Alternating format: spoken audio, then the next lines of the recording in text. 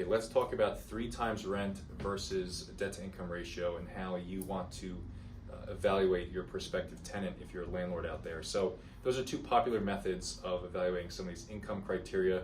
3 times rent is what it kind of sounds like. They want to make sure the tenant makes 3 times the monthly rent amount, and you can verify that with pay stubs, with W-2s, tax returns, all sorts of different things. It's going to vary based on how the applicant makes money.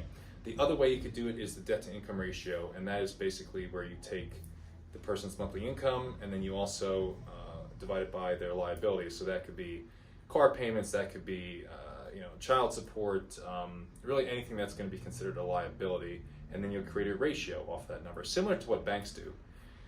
For me, I'm not the biggest fan of that. I see that working in very high income markets.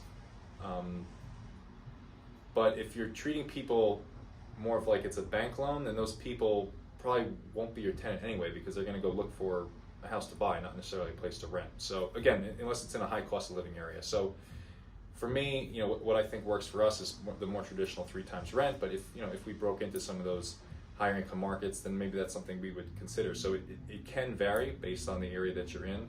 But that's basically how both work, in case you were wondering.